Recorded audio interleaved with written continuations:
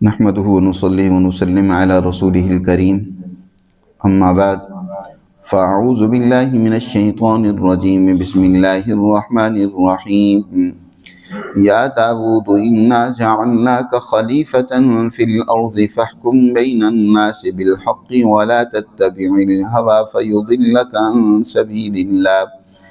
إن الذين يضلون عن سبيل الله لهم عذاب شديد بما نسوا يوم الحساب صدق اللہ العظیم۔ یہ سورہ صاد کا دوسرا رکوع ہے۔ اس میں اللہ سبحانہ و تعالی نے نبی کریم صلی اللہ علیہ وسلم کو حکم دی ہے کہ آپ اللہ کے بندے داود کے واقعات و احوال کو اپنے سامنے رکھیں، اور یہ جو آپ کے مخالفین مکہ کے مشرکین آپ کے لیے مشکلات اور پریشانیاں پیدا کر رہے ہیں، آپ کے مشن میں، آپ کے مقصد میں جو رکاوٹیں ڈال رہے ہیں، تو آپ اس حوالے سے پریشان نہ ہوں۔ یہ مشکلات، یہ پریشانیاں تو ہر دور میں انبیاء علیہ السلام پر آتی رہی ہیں، لیکن انہوں نے بڑی استقامت کے ساتھ اللہ کے دین کے غلبے کے لیے اپنی جدوجہد اور کوشش جاری رکھی ہے۔ نتیجتاً اللہ سبحانہ و تعالی نے ان انبیاء علیہ السلام کو اپنے مقاصد میں کامیاب فرمایا۔ داود علیہ السلام کے واقعات اس حوالے سے آپ سے بہت مناسبت رکھتے ہیں کہ انہوں نے بھی دنیا میں قومی سطح کا ایک بہترین عدل و انصاف پر مبنی نظام قائم کیا، جو کہ آپ بھی قائم کرنا چاہتے ہیں۔ آپ کا اس سے اگلے درجے کا ہدف ہے کہ صرف قومی سطح کا نہیں بلکہ بین الاقوامی سطح کا آپ عدل و انصاف پر مبنی ایک نظام قائم کرنا چاہتے ہیں۔ تو آپ، کیونکہ ترتیب یہی ہے کہ سب سے پہلے قومی نظام بہتر ہوتا ہے، پھر بین الاقوامی نظام قائم کیا جاتا ہے، تو قومی نظام کو قائم کرنے کے لیے داود علیہ السلام کے واقعات و احوال سے آپ اپنے لیے سبق لیں، اس سے اپنے لیے تسلی اور حوصلہ اپنے اندر پیدا کریں، اور اپنے آپ کو مطمئن رکھیں کہ آپ بھی اس مقصد میں یقیناً کامیاب ہوں گے۔ پھر داود علیہ السلام کے واقعات کا تذکرہ کیا، جس پر کل کچھ بات ہوئی تھی کہ داود علیہ السلام اللہ کی طرف بہت زیادہ رجوع رہنے والے تھے۔ اللہ کی تسبیح جب بیان کرتے تھے تو پہاڑ، پرندے سب ان کی تسبیح میں شامل ہو جایا کرتے تھے، اور اسی طرح اللہ کی عبادت میں وہ اپنے اوقات میں سے ایک حصہ وہ اللہ کی عبادت میں تنہائی میں رہ کر اس کی بندگی اور یاد میں اس کو استعمال کیا کرتے تھے۔ چنانچہ ان کی اسی عبادت کے دوران کا ایک واقعہ قرآن نے یہاں ذکر کیا ہے کہ ایک دفعہ وہ اپنی خلوت خانے میں اللہ کی عبادت میں مصروف تھے، اور بڑی سختی سے حکم تھا کہ کسی کو اس دوران میرے اس حجرہ اور محراب میں جہاں میں عبادت کر رہا ہوں کسی کو آنے کی اجازت نہیں ہے۔ باہر چوکیدار مقرر ہوتے تھے، لیکن دو آدمی جن کو کوئی سخت مسئلہ درپیش تھا، انہوں نے اپنا مسئلہ ذکر بھی کیا۔ وہ جو معتاد راستہ تھا جس سے عام طور پر دروازے سے آیا جاتا تھا، اس کو چھوڑ کر پیچھے سے دیوار پھلانگ کر وہ حضرت داود علیہ السلام کے پاس اس جگہ پر پہنچے جہاں وہ عبادت کر رہے تھے۔ پہلے تو حضرت داود علیہ السلام بھی گھبرا گئے کہ یہ لگتا ہے میرے کوئی دشمن ہے جو مجھے قتل کرنا چاہتے ہیں۔ ظاہر ہے ہر نظام، ماحول میں، ہر معاشرے میں اچھے اور برے لوگ موجود ہوتے ہیں، موافق اور مخالف موجود ہوتے ہیں، تو حضرت داود علیہ السلام کے دشمن بھی وہاں موجود تھے، تو وہ ڈر گئے کہ شاید کوئی دشمن آ گیا ہے جو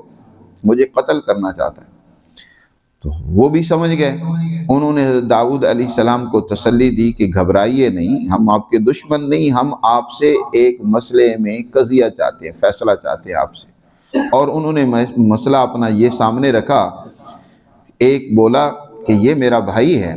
اور اس کے پاس 99 دمبیاں ہیں اور میرے پاس ایک دمبی ہے۔ دمبی یعنی وہ بھیڑ کا بچہ، یعنی بھیڑ کی قبیل سے ہی جو ایک دمبا ہوتا ہے، تو ایک مادہ جو ہے ناجا مادہ کو کہا جاتا ہے دمبی کو، تو اس کے پاس 99 ہے اور میرے پاس ایک ہے، اور یہ چاہتا یہ ہے کہ یہ ایک بھی میں اس کے حوالے کر دوں، یہ اس کی حفاظت کے چکر اور دھندے سے بچ جاؤں، بس جب میں 99 سنبھالی ہوئی ہوں تو ایک بھی سنبھال لوں گا، اور میں غریب آدمی ایک بھی دے بیٹھوں گا تو میرے پاس تو کچھ بھی نہیں رہے گا۔ بچوں کو دودھ پلانے کے لیے وہ ایک مادہ ہے دمبی کی، اور یا اسی طرح ہم اس کا کچھ اور استعمال کر لیتے ہوں گے، لیکن یہ اپنی گفتگو کے ذریعے سے ہر اعتبار سے مجھ پر غالب آ جاتا ہے اور اس کا مطالبہ کرتا ہے، تو آپ انصاف کے ساتھ فیصلہ فرمائیں کہ اس کا یہ مطالبہ ٹھیک ہے یا نہیں۔ حضرت داؤد علیہ السلام نے ان کی گفتگو سننے کے بعد جو فیصلہ دیا، قرآن نے یہاں اس کا ذکر کیا، فرمایا قال لقد ظلمك بسؤال نعجتك الى نعاجی۔ بات یہ ہے کہ آپ کے شریک نے، آپ کے بھائی نے آپ سے آپ کی دمبی کا مطالبہ کر کے اور اپنی دمبیوں کے ساتھ اس کو ملا لینے کا کہہ کر آپ پر ظلم کیے، بجائے اس کے کہ وہ یہ بھی کر سکتا ہے کہ اپنی کچھ دمبیاں آپ کو دے دے،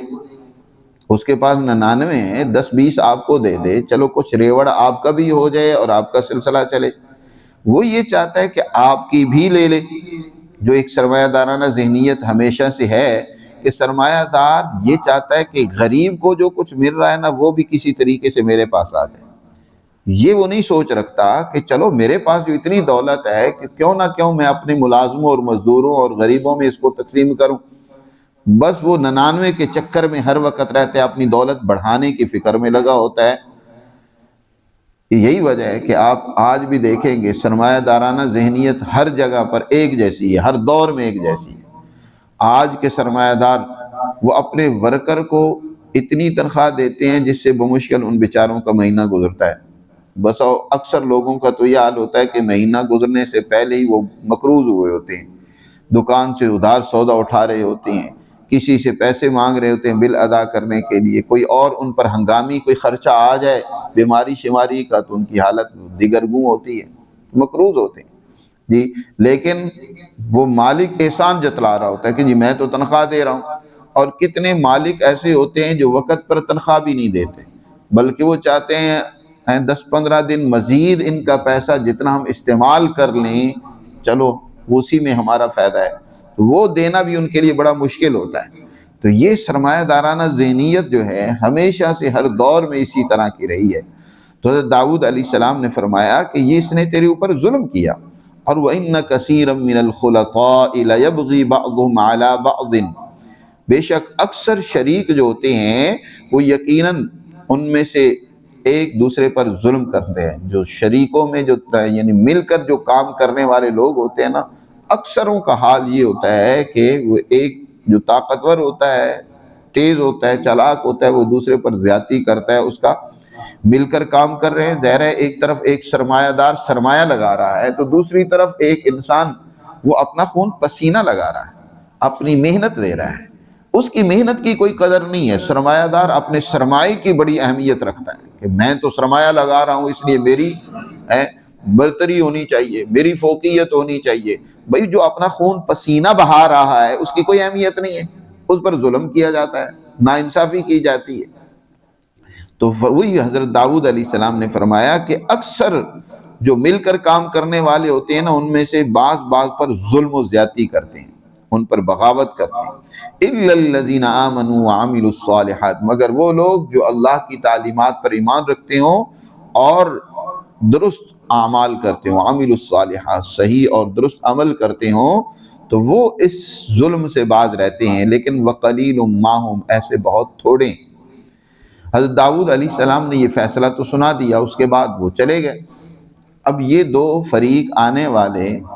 دو انسان تھے یا دو فرشتے تھے، دونوں آرام موجود ہیں۔ بہرکیف قرآن نے یہاں اس کی صراحت نہیں کی کہ یہ کون تھے، کس قسم کی مخلوق سے تعلق رکھتے تھے۔ قرآن نے صرف مطلقاً یہ کہا خصمانی، دو فریق تھے جو حضرت داؤد علیہ السلام کے پاس خلوت خانے میں، عبادت خانے میں آئے اور انہوں نے اپنا ایک مقدمہ پیش کیا۔ حضرت داؤد علیہ السلام نے اس پر فیصلہ دیا، یعنی اس ایک دمبی والے کے حق میں فیصلہ دیا، اس کے بعد وہ چلے گئے۔ حضرت داؤد علیہ السلام نے جب غور کیا تو انہیں سمجھ لگی کہ وَظَنَّ داود أَنَّمَا فَتَنَّاهُ، تو سمجھ گئے داؤد علیہ السلام کہ بے شک ہم نے ان کی آزمائش کی ہے، أَنَّمَا فَتَنَّاهُ، ہم نے ان کے امتحان لیے۔ لہذا فَاسْتَغْفَرَ رَبَّهُ، انہوں نے اپنے رب سے استغفار کیا، معافی مانگی،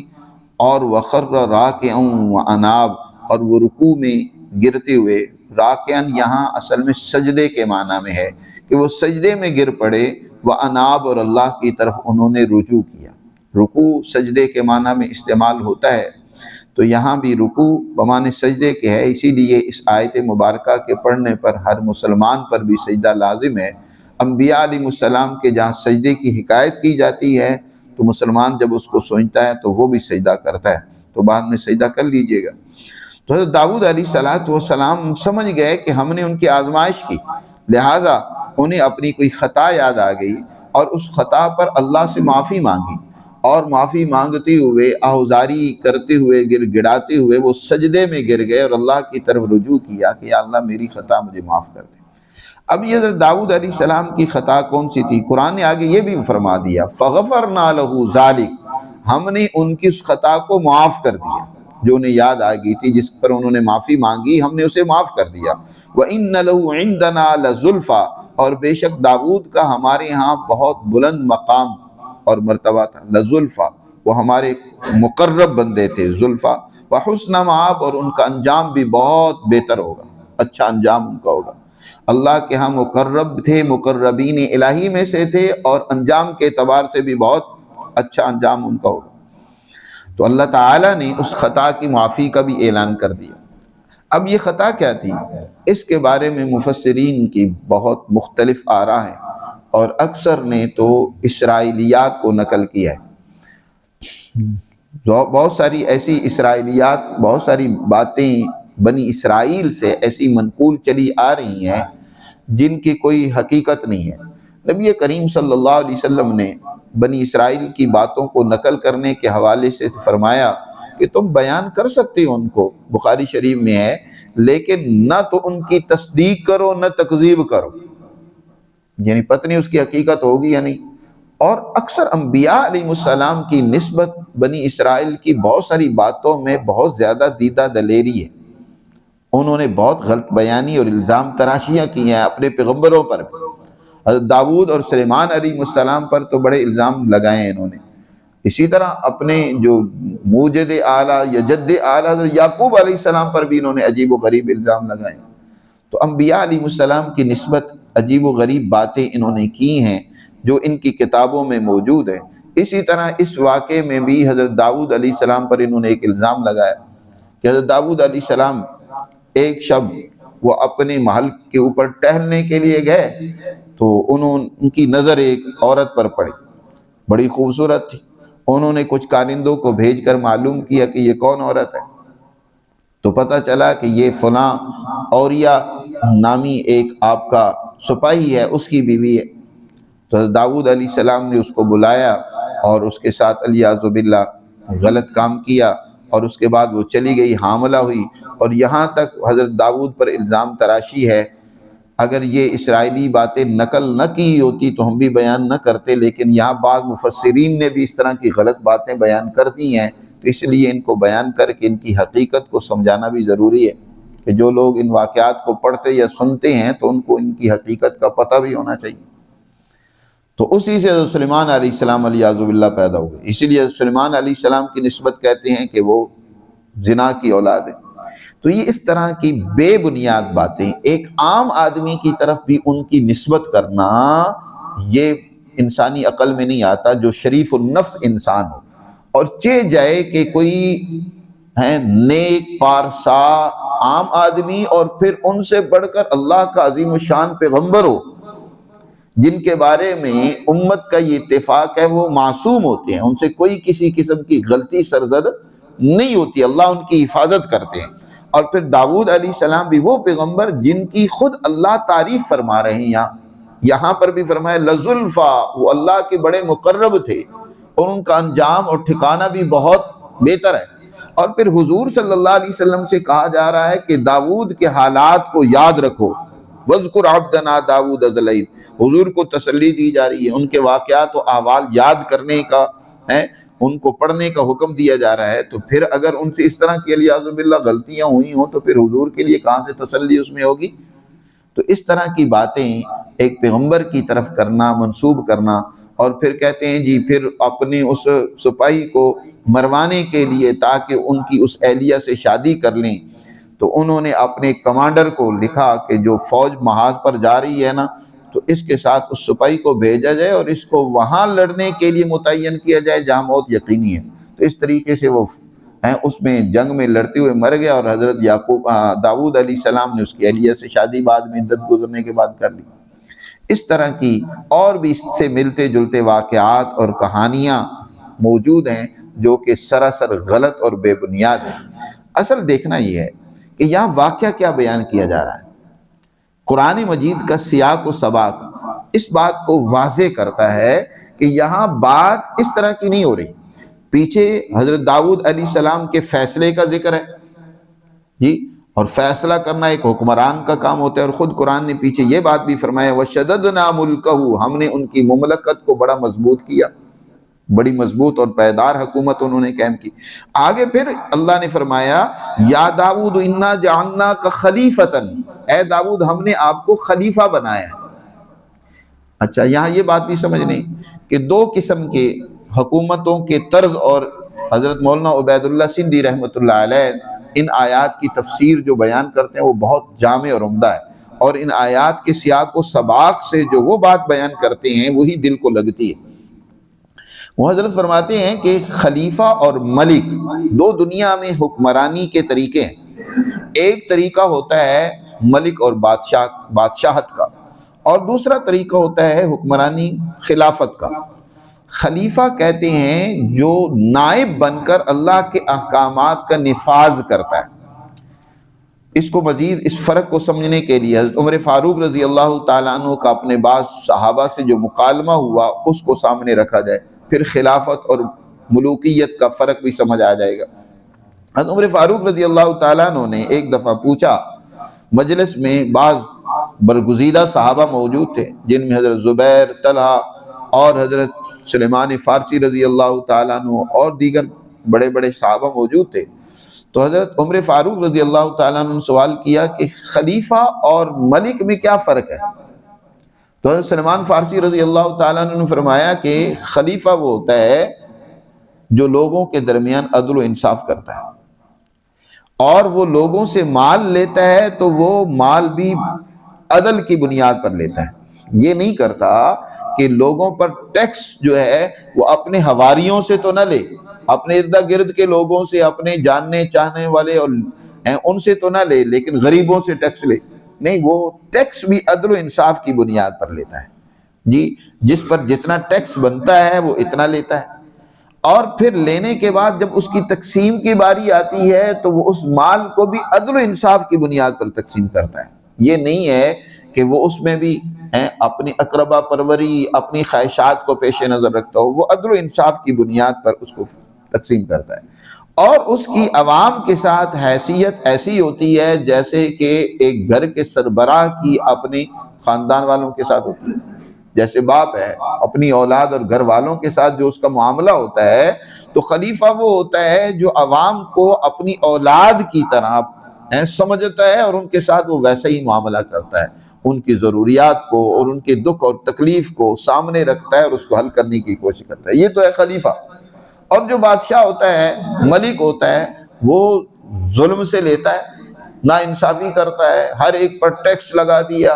اور پھر اس ٹیکس کی تقسیم اور اس مال کی تقسیم بھی غلط طریقے سے کرتا ہے، اپنوں کو نوازتا ہے جی، ضرورت مندوں کو محروم کر دیتا ہے، اور اسی طرح انصاف نہیں کرتا، اور عوام کے ساتھ اس کا رویہ ظلم کا ہوتا ہے، جبر کا ہوتا ہے۔ حضرت عمر فاروق رضی اللہ تعالیٰ عنہ نے یہ جب دونوں کا فرق سنا تو خاموش ہو گئے۔ تو یہ ملک ہوتا ہے ایک، اور ایک خلیفہ ہوتا ہے۔ داؤد علیہ السلام کے بھی حکمرانی کے دو دور ہیں۔ ایک دور تو ان کا ابتدائی ہے جب وہ ملک تھے، جب ان کو حکومت حضرت طالوت سے ملی تھی۔ قرآن میں دوسری جگہ ذکر ہوا ہے کہ داؤد علیہ السلام ایک عام آدمی تھے، چرواہے تھے، اور طالوت جب بنی اسرائیل نے اپنے اس وقت کے پیغمبر سے کہا قالوا ابعث لنا ملکا نقاتل فی سبیل اللہ، انہوں نے اپنے نبی سے کہا کہ ہمارے لیے ایک ایسا بادشاہ مقرر کیجیے کہ ہم اس کی زیر نگرانی ماتحتی میں دشمن کے خلاف جنگ کریں۔ جالوت اس وقت ان بڑا دشمن تھا جو بار بار بنی اسرائیلیوں کو نقصان پہنچاتا تھا، تو اس کے خلاف ہم جنگ کریں۔ چنانچہ حضرت داؤد علیہ السلام بھی اس جنگ میں شریک ہوئے۔ طالوت علیہ السلام جو اس وقت بنی اسرائیل کے سربراہ تھے، بادشاہ تھے، انہوں نے اعلان کیا کہ جو جالوت کو قتل کرے گا تو میری حکومت کا آدھا اس کو مل جائے گا۔ چنانچہ داؤد علیہ السلام نے جالوت کو قتل کیا تو اس وقت داؤد علیہ السلام کو آدھی مملکت مل گئی۔ تو اس وقت وہ ملک تھے، بادشاہ تھے۔ قرآن نے اس وقت لفظ بھی ذکر کیا، ملکا نقاتل فی سبیل اللہ۔ تو ملک ایک اپنے آپ میں وہ ایک بڑا پن اس کے اندر ہوتا ہے، جس طرح ابھی میں نے تشریح کی ہے۔ تو حضرت داؤد علیہ السلام کا ایک وہ پہلا دور ہے۔ پھر اس کے بعد داؤد علیہ السلام کو اللہ نے پوری اسرائیلی اسٹیٹ اور سلطنت کی حکومت عطا کی، اور پھر وہ عدل و انصاف پر مبنی انہوں نے بہترین نظام قائم کیا، عدل پر مبنی نظام قائم کیا، اور اللہ نے ان کو خلیفہ قرار دیا۔ اور اس لیے فرمایا یا داؤد انا جعلناک خلیفۃ فی الارض، اے داؤد بے شک ہم نے آپ کو زمین میں خلیفہ بنایا ہے، لہٰذا آپ خلیفہ ہونے کی حیثیت سے فحکم بین الناس بالحق، لوگوں کے درمیان حق کی بنیاد پر، عدل و انصاف کی بنیاد پر لوگوں کے درمیان کیا کریں؟ فیصلے کریں، حق کی بنیاد پر خلیفہ بن کر دنیا میں کردار ادا کریں۔ چنانچہ حضرت داؤد علیہ السلام کا جو وہ پہلا دور تھا جس میں وہ ملک تھے، اور اس میں ملک کے انداز سے انہوں نے حکمرانی کی ہے، انہیں وہ حکمرانی کا دور یاد آ گیا تو اس پر انہوں نے اللہ سے معافی مانگی کہ یا اللہ مجھ سے غلطی ہو گئی۔ وہ دور ابتدائی دور تھا، اب میں خلیفہ ہوں، عدل و انصاف کرتا ہوں، لوگوں کو میں عدل فراہم کرتا ہوں۔ تو اس پر حضرت داؤد علیہ السلام نے اپنے اس پہلے دور پر معافی مانگی اور اللہ کے حضور گر پڑے، تو اللہ نے وہ پہلے دور کی غلطیاں کچھ اگر معمولی لغزشیں ہوئی بھی تھیں تو ان کو معاف کر دیا اور فرما دیا فغفرنا لہ ذلک۔ تو یہاں بات حکمرانی کی چل رہی ہے، لیکن درمیان میں عورتوں کو گھسیڑنا، اور اس بارے میں بھی حضرت مولانا عبید اللہ سندھی رحمۃ اللہ علیہ نے ایک بڑی عمدہ بات ارشاد فرمائی ہے۔ وہ فرمایا کہ اصل میں انسان کے اندر روح کے 3 مقامات ہیں، ایک اس کا مقام عقل، دوسرا قلب، اور تیسرا نفس ہے۔ یہ 3 مقامات ہیں۔ اصل انسان کی کامیابی یہ ہے کہ انسان کا قلب وہ عقل کے تابع ہونا چاہیے۔ عقل فیصلے کرتی ہے، وہ ڈسیزن لیتی ہے، وہ سوچ و بچار کرتی ہے۔ قلب جو ہے وہ عمل کرتا ہے، وہ ارادہ باندھتا ہے، وہ اس پر عمل کرتا ہے۔ جو کچھ فیصلہ کیا ہے عقل نے، اس کے مطابق قلب نے کیا کرنا ہوتا ہے؟ کام کرنا ہوتا ہے۔ اور نفس اگر تو قلب کے تابع ہو اور قلب عقل کے تابع ہو تو دنیا میں اچھا کردار ہوتا ہے، خلافت کے امور سر انجام پاتے ہیں، دنیا میں عدل و انصاف ہوتا ہے، دنیا میں امن ہوتا ہے، دنیا میں اعلی اخلاق وجود میں آتے ہیں۔ لیکن اگر اس کے الٹ ہو جائے کہ انسان کا قلب اور عقل وہ نفس کے تابع ہو جائے، خواہشات کے تابع ہو جائے، تو پھر دنیا میں ہر طرح کی خرابیاں پیدا ہوتی ہیں، ظلم و زیادتی ہوتی ہے، بے حیائی اور بدماشی ہوتی ہے، فساد اور دنکا ہوتا ہے۔ تو ہوا یہ ہمیشہ کہ انبیاء علیہ السلام جن کا نفس قلب سب عقل کے تابع تھا، یا ان کے تربیت یافتہ جن کو حواری کہا جاتا ہے، وہ تو اس اصول کے تحت دنیا میں کردار ادا کرتے رہے۔ لیکن بعد میں آنے والے لوگ جن کا قرآن نے دوسری جگہ پر تذکرہ کیا ہے، فَخَلَفَ مِن بَعْدِهِمْ خَلْفٌ أَضَاعُوا الصَّلَاةَ وَاتَّبَعُوا الشَّهَوَاتِ فَسَوْفَ يَلْقَوْنَ غَيًّا۔ ان کے بعد میں آنے والے جانشین ایسے پیدا ہوئے جو انتہائی درجے کے ناخلف تھے، انہوں نے نماز کو ضائع کیا، خواہشات کے پیروکار ہو گئے اور وہ گمراہی میں مبتلا ہو گئے۔ جی، تو خواہشات کو انہوں نے اپنے اوپر غالب کر لیا، خواہشات کے بندے۔ اب وہ اپنی نسبت اس بزرگی بڑی ہستی کی طرف کر رہے ہوتے ہیں، ظاہر ہے بعد والے بھی اپنے آپ کو منسوب تو اس بڑے بزرگ کی طرف، بڑی ہستی کی طرف ہی کرتے ہیں، اور اسی کے نام کی روٹیاں کھا رہے ہوتے ہیں۔ تو اس لیے اپنی ان خواہشات کو ان کی حفاظت کرنے کے لیے، اپنے خواہشات کو لوگوں کے اس اعتراضات سے بچانے کے لیے وہ غلط باتیں اپنے ان بزرگوں کی طرف، اپنے ان پیشواؤں کی طرف بھی غلط باتوں کی نسبت کر دیتے ہیں کہ وہ بھی یوں ہی تھے۔ اب اس ہندوستان میں دیکھ لیں، حضرت سندھی فرماتے ہیں کہ یہ بات میں نے اس ہندوستان کے اندر بڑے گہرے مطالعے سے یہ سمجھیے کہ اس ہندوستان میں یہ جتنے بھی بزرگ تھے، کرشن جی مہاراج ہو جائیں، مہاراجہ چندر ہو جائیں، یا اسی طرح جتنے بھی ان کے بزرگ گزرے ہیں، یہ بھی اپنے دور کے بڑے نیک اور اچھے لوگ تھے، لیکن بعد میں ان کے ماننے والوں نے ان کی طرف عجیب و غریب خواہشات کی نسبت کر دی، عورتوں کے قصے کہانیاں ان کی طرف منسوب کر دی کہ انہوں نے دیوی کو اٹھا لیا اور یہ اس طرح کی لڑائیاں ہوئیں اور عجیب و غریب واقعات اور داستانیں انہوں نے بیان کر دی۔ یہی حال بنی اسرائیل کا تھا کہ انہوں نے بھی بعد میں وہی، کیونکہ خواہشات میں سب سے بڑی خواہشات عورتوں کی ہوتی ہے۔ خود قرآن نے بھی دوسری جگہ فرمایا زُيِّنَ لِلنَّاسِ حُبُّ الشَّهَوَاتِ مِنَ النِّسَاءِ، دو قسم کی خواہشات ہوتی ہیں، ایک خواہشات بطن کی، کھانے پینے کی، اور دوسری خواہشات فرج کی اور شرمگاہ کی ہوتی ہے، اور یہ شرمگاہ کی خواہشات غالب آ جاتی ہیں پیٹ کی خواہشات پر بھی بسا اوقات، تو عورتوں کی خواہشات انسانوں پر غالب آ جاتی ہے۔ تو اسی طرح بنی اسرائیل میں جب خواہشات کا غلبہ ہوا تو انہوں نے اپنے انبیاء کی طرف بھی ان غلط باتوں کی نسبت کر دی، حضرت داؤد علیہ السلام کی طرف، حضرت سلیمان علیہ السلام کی طرف، تو اس طرح کی فضول باتیں اپنے انبیاء کی طرف ان لوگوں نے منسوب کر کے ان پر الزام لگائے۔ یہاں قرآن مجید نے سیدھی سی بات ہے، پہلے بھی حضرت داؤد علیہ السلام کی حکمرانی کا بیان ہے، آگے پھر ان کی حکمرانی کی حیثیت کو مخاطب بنایا گیا ہے اور ان کی اسی حیثیت اور مقام کو واضح کیا گیا۔ اے داؤد انا جعلناک خلیفۃ فی الارض، کہ ہم نے تمہیں زمین میں خلیفہ بنایا، لہذا فاحکم بین الناس بالحق،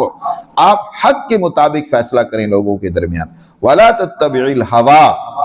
اور خواہشات کے پیچھے نہ چلیں، فیضلک عن سبیل اللہ، یہ خواہشات انسان کو اللہ سے راستے سے بھٹکا دیتی جی۔ ان الذین یضلون عن سبیل اللہ، بے شک جو لوگ اللہ کے راستے سے بھٹک جاتے ہیں تو پھر ان کے لیے لہم عذاب شدید، ان کے لیے سخت ترین سزا ہے، بما نسوا یوم الحساب، اس وجہ سے کہ انہوں نے یوم الحساب کو بھلا دیا۔ خواہشات کی بھی اتباع اور پیروی اسی وقت ہوتی ہے جب انسان قیامت کو بھول جاتا ہے، اپنے حساب کو بھول جاتا ہے۔ حساب تو ہر انسان کا ہونا چاہیے، حکمران کا زیادہ حساب ہونا چاہیے۔ اگر اس کو ڈر ہی نہ ہو کہ میرا حساب ہونا ہے، محاسبہ ہونا ہے، وہ کہاں عدل کرے گا، کہاں صحیح فیصلے کرے گا۔ آج آپ کی ملک میں ترامیم، قوانین میں ترامیم کی جا رہی ہیں کہ حکمران طبقے کو کیا ہے، حساب سے ماورا کر دیا جائے، ان سے کوئی پوچھ گچھ نہ ہو، وہ جو کچھ جرم بدماشی اور کرتے رہیں۔ اگر ان سے کوئی پوچھ گچھ ہی نہیں ہوگی تو پھر وہ صحیح کام کہاں کریں گے۔ اس لیے یہاں یہ بات بھی واضح کی ہے کہ یہ گمراہ وہ ہوتا ہے جو بما نسوا یوم الحساب، جس کے پیش نظر حساب ہوتا ہی نہیں ہے کہ میرا حساب ہونا ہے، میرا محاسبہ ہونا ہے، مجھ سے پوچھا جائے گا۔ یہ دنیا میں بھی حکمران کے لیے محاسبے کا ہونا بہت ضروری ہوتا ہے، اور آخرت پر یقین رکھنا بھی بہت ضروری ہوتا ہے۔ جن کا آخرت پر بھی یقین نہ ہو، ان کے تو عقائد ہیں ہی کوئی نہیں ہے، ان کو کیا اسلام بس اپنے آپ کو محض صرف مسلمان کہنے کے ہیں، وگرنہ تو قیامت پر یقین اب کسی کا نہیں رہا الا ماشاء اللہ۔ عام لوگوں کا بھی ایسے ہی رسمی سا عقیدہ بن گیا ہے کہ قیامت ہے، وگرنہ اگر یقین جتنا انسان کا محکم ہوتا ہے تو اتنا انسان گناہوں سے، جرائم سے، خواہشات سے بچتا ہے جی۔ اور یہ حکمران طبقہ تو اب ویسے ہی خواہش پرست بن چکا ہے۔ وجہ یہ ہے کہ ان کا قیامت پر یقین نہیں ہے، اللہ کی تعلیمات پر ایمان نہیں ہے، بس رسمی طور پر عوام کو مطمئن رکھنے کے لیے اپنے آپ کو مسلمان کہتے ہیں۔ تو اس طرح کی قوانین سازی بھی در حقیقت قرآن و حدیث کے مخالف ہے، جس میں کسی ایک طبقے کو حساب سے ماورا سمجھا جائے۔ کل قیامت کے دن وہ اس سے ماورا نہیں ہوں گے تو آج کیسے ہو سکتے ہیں؟ حساب اور سزا اس کے 4 مقامات ہیں، دنیا میں بھی ہوتا ہے، قبر میں بھی ہوگا، اور اسی طرح حشر میں بھی، اور پھر برزخ یعنی جہنم میں یا جنت میں بھی ہوگا۔ یہ 4 درجوں میں حساب ہونا ضروری ہوتا ہے، اور ان 4 پر یقین رکھنا ضروری ہے۔ اللہ ہمیں دین کی صحیح فہم اور سمجھ نصیب فرمائے اور اس پر عمل کرنے کی توفیق عطا فرمائے۔